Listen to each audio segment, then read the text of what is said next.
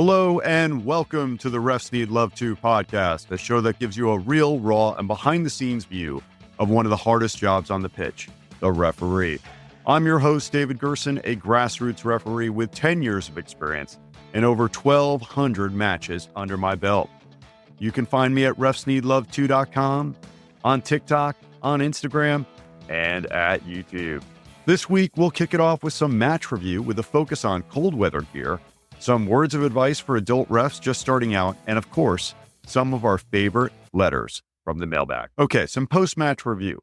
I refed yesterday, and the weather was absolutely perfect. And I've been talking about gorgeous, like a crisp 45 degrees in the morning, fog rising off the pitch when I got out there. It was just gorgeous. Like literally like a scene out of a movie, like if you scripted, and it was a cool, crisp morning as the dew was on the grass and all that kind of stuff. It was gorgeous. And let me tell you, I would rather cold than heat on any day. Because at least cold, you can layer up to stay warm. And if you're reffing in the morning, it's going to warm up later in the day, which is nice. With heat, there isn't much you can do except suffer. If it's 100 degrees outside and you're on turf and it's 110 degrees on the turf, you're suffering. If it's like wet cold, like a January, February, late January, early February high school match here in Georgia, where we actually play high school matches at the end of January, and it's 40 degrees outside and like raining, and you're out there on the pitch for a full like girls game or maybe a JV boys and then a boys varsity game after that for 4 hours in the rain and the cold, that's brutal. But cold, dry in the morning is like the best you could ever do because you can layer up, right? You can layer up to stay warm. And as far as staying warm on the pitch, I think it's important to cover what's acceptable to wear and not acceptable gear to wear for referees. Essentially, my advice is that if it's in the laws of the game for players, it's okay for you as a referee. I'm going to say okay, because obviously if you're doing like NCAA Division I, they may be much more prescriptive as to what they think is acceptable, or an MLS official or something like that. You're doing high level USL. Listen, I'm not talking to you. I'm talking to my brothers and sisters who are grassroots referees out there who are just trying to get by on the pitch, who may be doing 2, 3, 4 games in a day. All right, here's the deal. Hats. Yes, most of the heat that escapes your body escapes through your head if it's uncovered. If it's cold outside, wearing a hat is great. So again, it can be what they call in Canada a toque, which would be we call it a winter hat here in America. Again, like a snow hat, if you will, not with a little palm on top, but a black snow hat. And again, it's all black, no writing, no logos. Additionally, you could wear your baseball style cap. Again, no writing, no logos, unless it's a U.S. soccer logo. And they do sell U.S. soccer equipment. So if you wanted to get some cold weather gear with U.S. soccer on it, feel free to do so. But it shouldn't have a company name on it. Certainly shouldn't have some other team name on it or anything like that. Should be all black otherwise. Why do I say that's okay?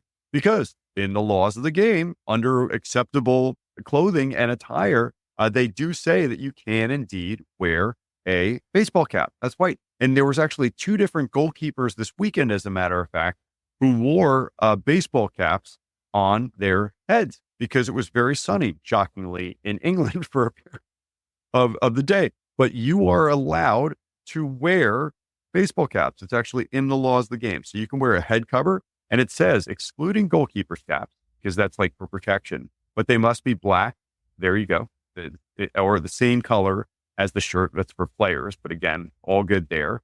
And can't be dangerous to the player. So nothing like really hard or any like closing mechanisms around your neck or anything like that. So yeah, you can wear a hat and a baseball style hat, a head cover on the pitch. No problem at all. So all good there as it relates to equipment. Other things that you guys can wear on the pitch to stay warm are undergarments. Okay.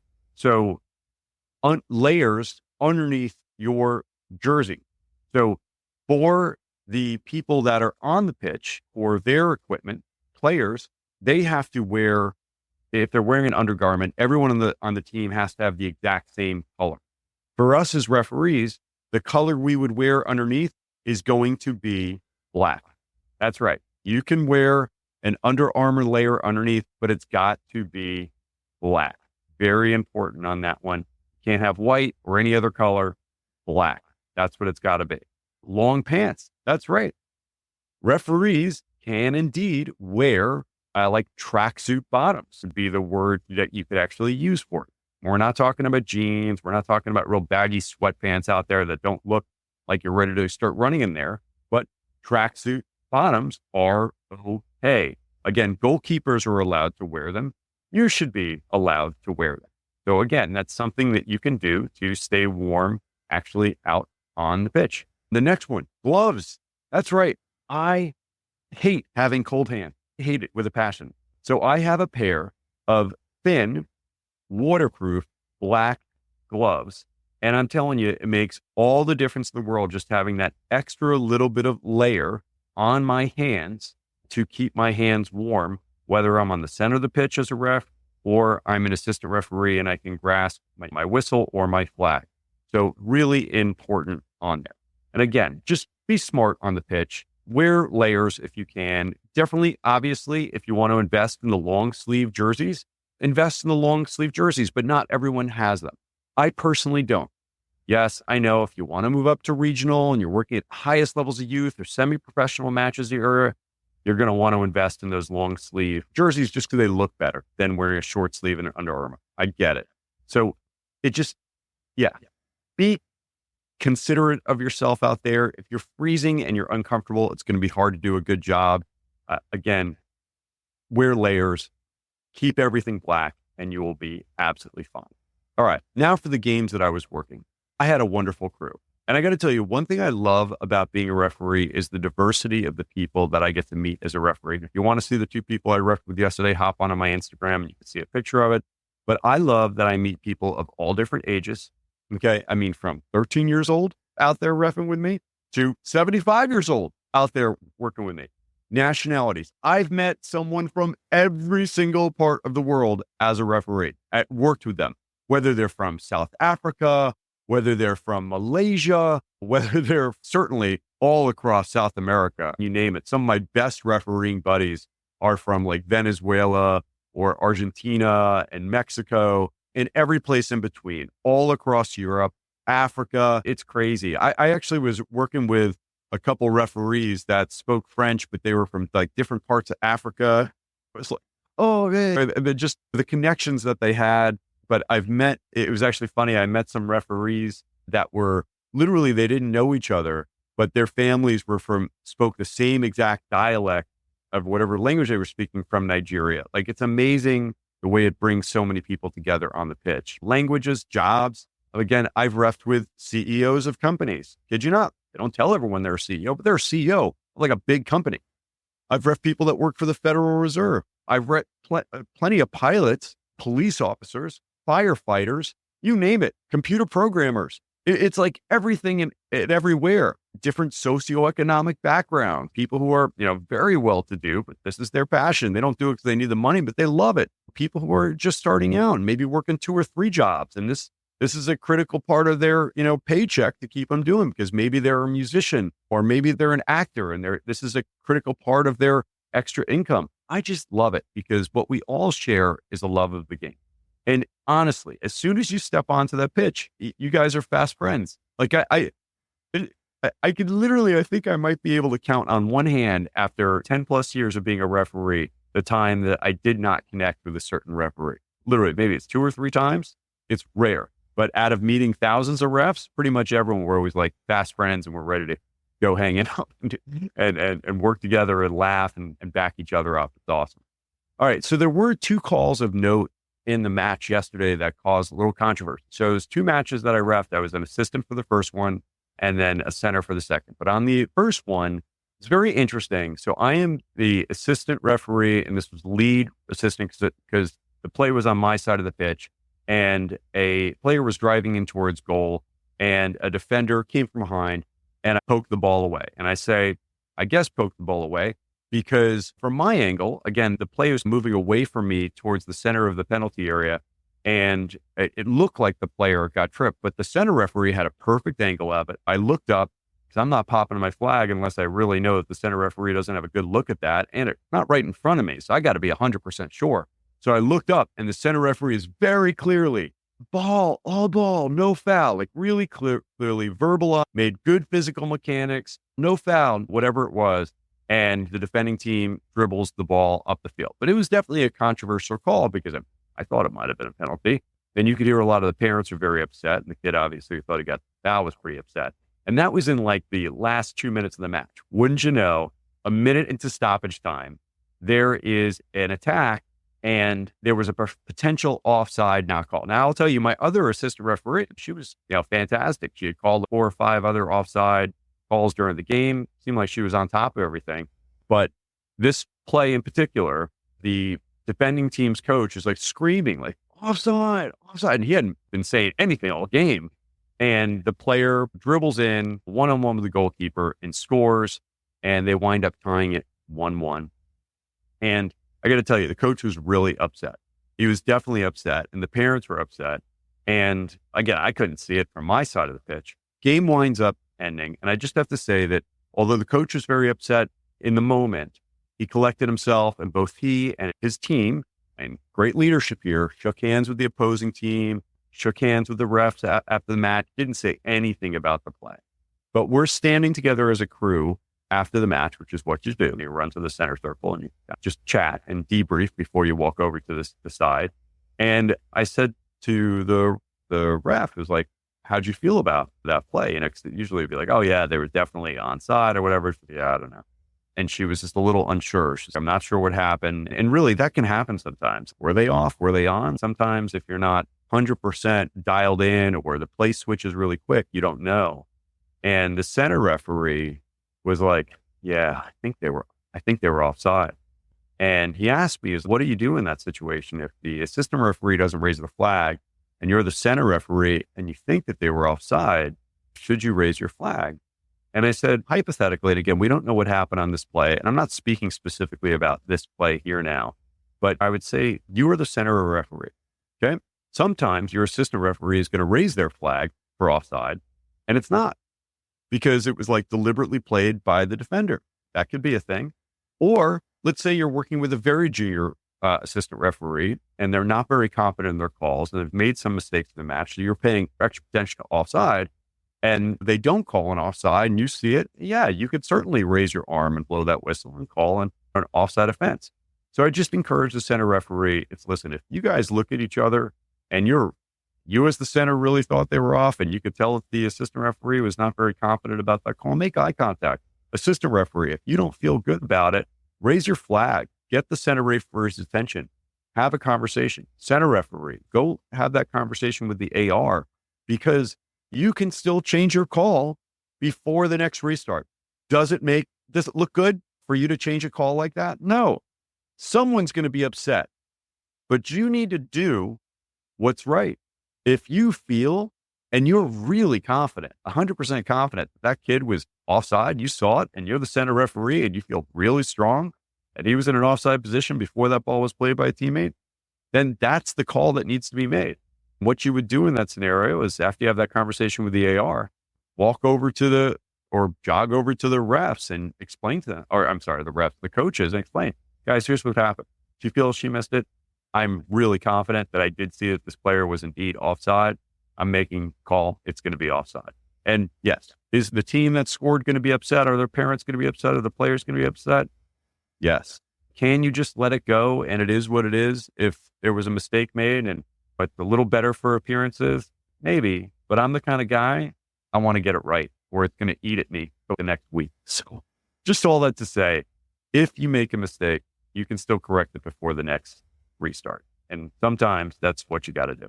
All right. My second match was great. I centered a U16 boys academy match and it was exciting. There were like switches. There was through balls. There was bangers in this game. It was awesome. Loved it. Oh my gosh. The kids were great. The coach was great. I tell you, this is literally the type of game that makes you want to ref every single day of the week. Like every single weekend. If I had games like this every single week, I think I would ref every single day of my life. And people would always ref every single day if they had experience that I did. It was wonderful. I only had one yellow card the entire match for a reckless challenge. Very clear. Everyone knew a card was coming on this one. No argument on this one. It was great. I felt strong. Parents behaved except for one moment. And so we're really, say, 2/3 down the pitch on the AR2 side of the field.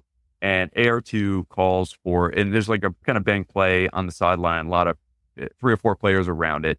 And the assistant referee calls the ball going in favor of the defending team coming out. And all of a sudden, like 2 or 3 parents start yelling, "Oh no, this is," because I guess the opposing team's parents were sitting right there. And no one had argued a call the entire game. But as soon as the parents start yelling about a call, because it's late in the match, then one of the players who thought should have been his throw starts yelling and throws down the ball because he had picked up the ball. And I don't know what he said, but he yelled, "No way," say about 5 feet away from the assistant referee. So I don't want to make it seem like he jumped in this girl's face, but anytime you get demonstrative towards one of my ARs, I got a problem. And so I immediately closed the distance really quick. And I was like, "Hey, back up." And I very clearly explained to the player, but I want the coaches here too, respect the call. The call's not changing. Have some respect for the assistant referee. If I hear you raise your voice again in her direction, it will certainly be a card. And so I just calmly got him back, and he collected himself. I didn't have an issue after that. But I think it's just, again, one of these examples of parents don't really understand and appreciate how much their behavior affects the kids on the pitch. And that the parents need to behave just like the kids need to behave on the pitch. If we don't accept dissent from players, then I'm certainly not going to accept that dissent from parents. Could I carded this kid? I probably could have carded this kid. And we talked about it afterwards as refs. And it was the only time that it happened during the game. We nipped it in the bud immediately. It wasn't like he got into the personal spaces, the assistant referee. He didn't like walk towards her because that's where he was standing. He was about 5 feet away when he turned and like was called, like whatever he said. I can't remember what he said. But again, it's just parents need to be better examples. It's just not acceptable. It's not acceptable for a kid. It's not acceptable for a ref. I for the parents, and they need to be conscious of that out there. So I don't know. The only other thing I'll say about the match is that I had one play where a defender was coming in slide tackling for a ball, and they came in sliding with their studs up in front of them. They didn't have their foot pointed down, and they cleanly got a ball. Now, there was another opponent running towards the ball as well, and I don't think he made contact with him. I think he made, like, the ball hits the defender and the defender falls over, or the opponent falls over. And after the play, he's like, "Hey, can you talk to that kid about the studs up challenge?" I'm like, "Yeah, totally. Hey, obviously, if I see something that's dangerous or reckless, I'll call it." But it didn't look like he made any contact with the opponent. But it's like the reckless nature of the challenge by going into a challenge with your studs up. Should I have called a foul going against them? I don't know. I'm looking forward to seeing the video. But I think that's part of being a good referee is you think about these things that happen during a match. What would I do differently? What can I learn from it? And how could I handle it better next time? So that was just the only 2 things. But otherwise, it was awesome. Game ended 1-1. They were like 2 great goals, like an absolute ridiculous banger to tie it up with 3 minutes left from 35 yards out, like a laser, no spin, just like bang, no bend on it, just like literally top bins. Like it was ridiculous. It was absolutely, for the year 16 at this level of game I was doing, it was a like stupid, amazing goal.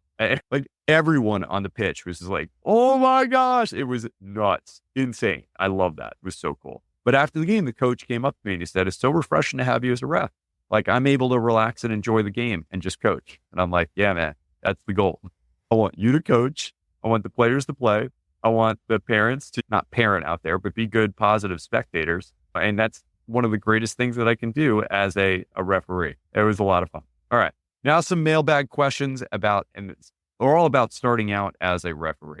And I will say also, a lot of people think referees start when like 13, 14. Again, I started when I was 40. So I'm very empathetic to people who start late in life. All right. The first one from Jeremy.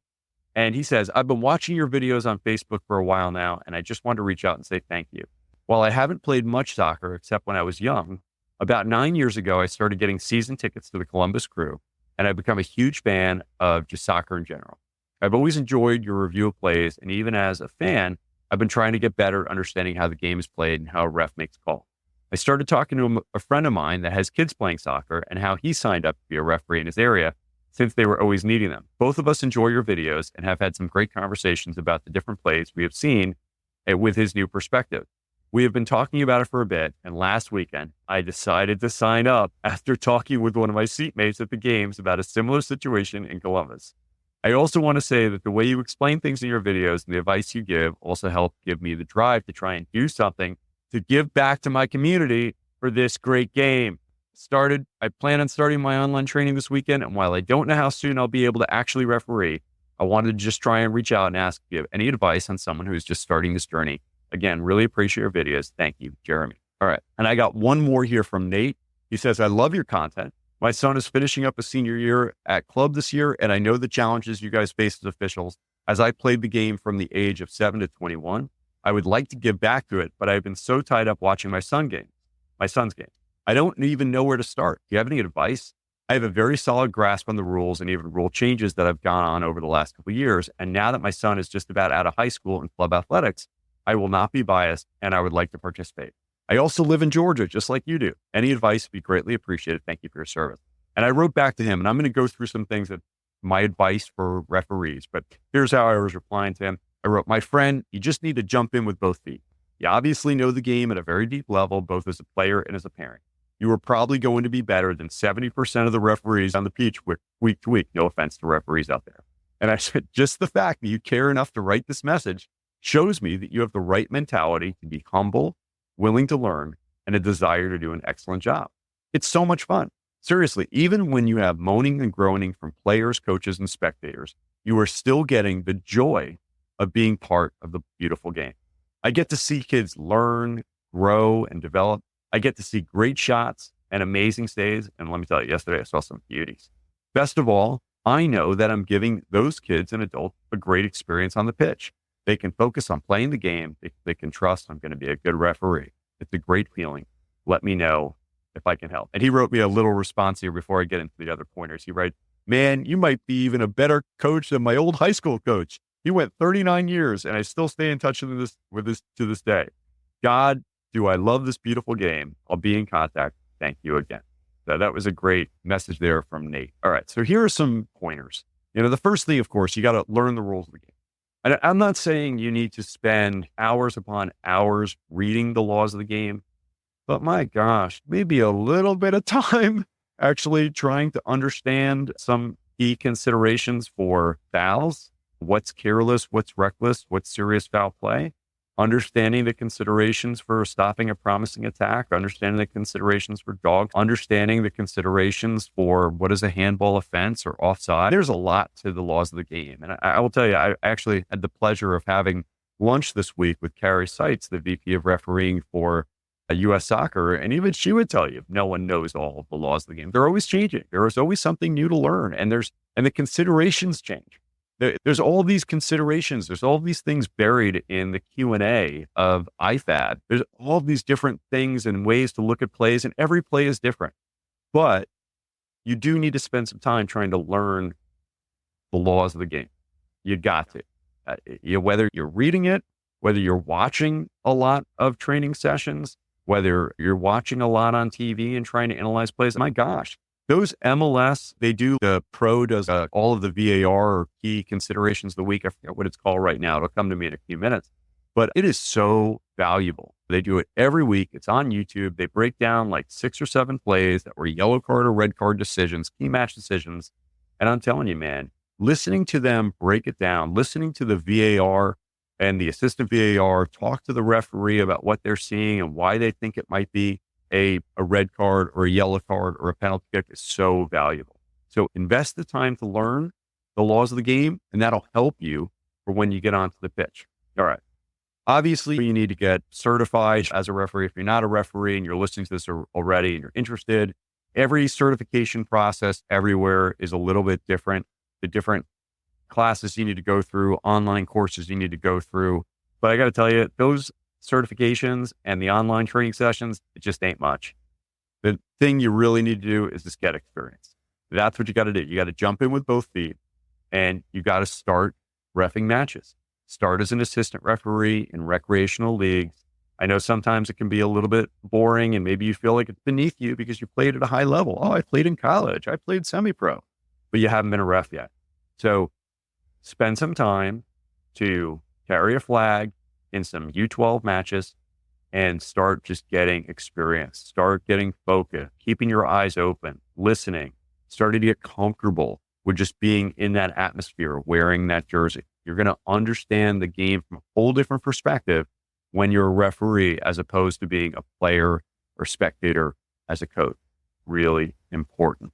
Then once you start becoming a center referee, man, and you've got that whistle and you've got to make that calls, again, it's a completely different experience from anything else that you've done before. When you need to make a call as to what is a foul and what is not a foul on some 50-50, or have to make that key penalty kick decision, or have to show that first card, let me tell you, all of those things are hard. But the only way you get better at it is by getting experience and getting repetitions on the pitch.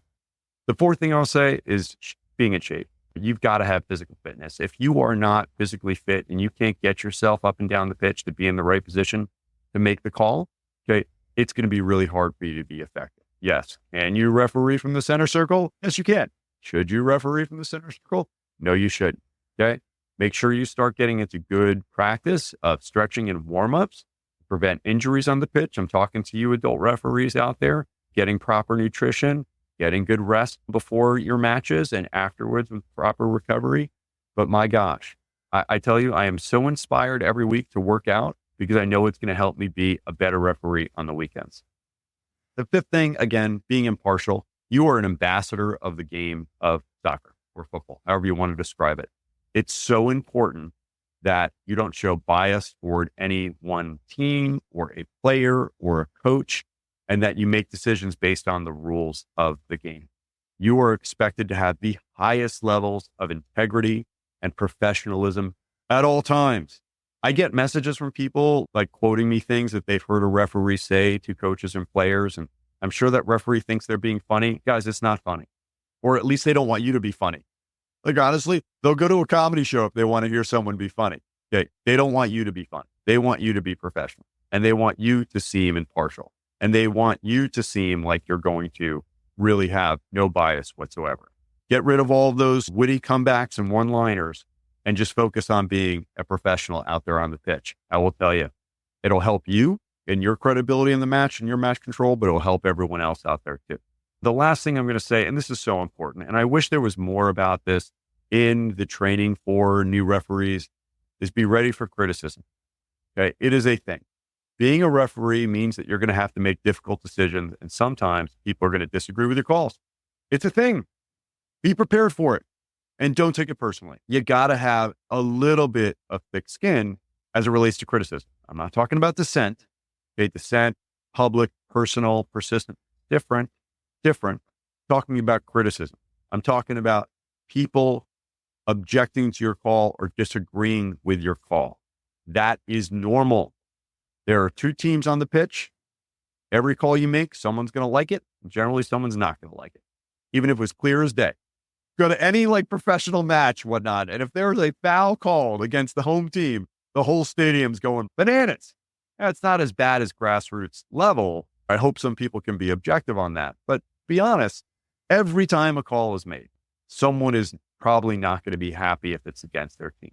That is normal. Now, I know it's hard as a referee when we're out there on the pitch and we're by ourselves with that whistle and we have 100 people judging every call we make, if not more, but that's the job. We are going to try and officiate to the best of our ability, to the best of our knowledge of the laws of the game, based on what we see at the moment the foul occurs, or what we believe the foul occurs, or the offside offense occurs, or whatever it is. You just need to do the best you possibly can. And every time you're out there on the pitch, you're going to see something you've never seen before. And it's just going to go into your head, and it's going to be another part of that library of knowledge that you have. And it's going to be a small little library of knowledge at the beginning, only one bookshelf. And eventually it's going to be an entire massive library of knowledge over years upon years upon years. You're going to get better every single week. You're going to see more and more scenarios. You're going to have experienced more and more situations. You're going to be ready and understand what's happening out there. Your positioning is going to get better. Your communication is going to get better. Your mechanics are going to get better. But you just got to be ready for that criticism. It's going to come. It's going to come, but don't let it stop you. Don't let it knock you down. Don't let it prevent you from becoming the referee that you want to be. Those are just some of my tips for getting started as a ref. I hope you do it. All right, I've got one more two more actually letters from the mailbag here, and then we'll wrap it up. This one just like absolutely made me smile. This is from the great state of Wyoming, and we messaged back and forth a bunch. I'm not going to read everything that we wrote here, but just short story. He's refereeing a championship match, and in this match where the referee felt he was a little bit out of position, and a player got fouled hard in the back, maybe an elbow to the back, but he didn't see it. Kid was really upset about it. The game plays out, and then in the handshake line after the match, this kid hauls off and kicks a kid on the opponent team. And so immediately, referee runs in to separate the kid. Coaches come in, pull the kids apart, and he received a red card for violent conduct. And the kid was in tears. He was very upset. It's not a good situation, just reacted very poorly. After the game, the kid came up to him and apologized. And the referee got down on one knee, was just talking to him. They were having a conversation about what happened. And the kid kept getting closer and closer. And eventually the referee was just like, buddy, do you just need a hug? And he squeezed the ever-living life out of him, just squeezed him so hard. He just really needed his hug. At another tournament later on, the mother came up and was talking to the referee. And the referee had an idea about presenting a red card to the kid, but with a positive message on it. He and the kid got together at a later tournament and presented him with the red card after a great conversation. And it said, quote, all we can control is our attitude and effort on the pitch. And this is something that his former mentor had done for a young lady who had gotten a yellow card in a match and eventually wound up becoming a referee. And it was just really meaningful. The young boy and him had a great conversation as he presented the red card. The kid was saying that during the match, the other team was saying things like, you suck, you aren't any good. And the ref asked him, is any of that true? And he said, no. And he's, again, just trying to reinforce, like, all we can do is control our attitude and effort on the pitch. And he's gotten to see this kid play a couple more times, and he's just been absolutely phenomenal, doing great out there. And so I just want to read that to you as a message. As referees, sometimes we're more than just an adjudicator of the match, right? We can set a tone for the match. During the match, we can also set a tone off the pitch as well. We are authority figures. There are a lot of young kids who look up to us out there. So it's so important for us not only to be great officiators in the match, the best out there, but to be human as well. And to appreciate, especially for these young kids, that they're going through a lot of emotions and hormones. And maybe on the pitch, they have a moment that they're not proud of, but having some empathy for that is a very good thing to do. I love referee Tim from Wyoming. Great job being a leader, both on and off the pitch. And we appreciate it. All right. I've got one last one here, and then I'm going to wrap this one up. This is a confidential one. Said, hey, I made a call in a varsity boys game tonight that left a lot of people unhappy, but the center I was working with thinks it was the quote call of the season. I waited for the ball to go into the net and then raised my flag as an attacking player in an offside position. When the shot was taken, lifted up his foot in front of the goalkeeper, and the ball went directly underneath, which visibly affected the way the goalkeeper played the ball. If I had left my flag down, no one on the conceding team would have said anything. But because I raised my flag and the center and I had a discussion leading to the final decision of offside, the attacking players, coaches, substitutes, and spectators went crazy. Game ended 3-3 because I'm going to pause right there because it's an offside offense. If you're in the line of sight of the shot, okay, and you affect the play by raising your foot up and you're in an offside position and you've affected the goalkeeper from playing that ball, okay, or any defender, well, that's an offside offense. A great job. So he says, after the game, I shook the coach's hand and said, good job, to which he replied, quote, I wish I could say the same for you, unquote, and then proceeded to tell me, quote, I made a call that changed the outcome of the game, quote.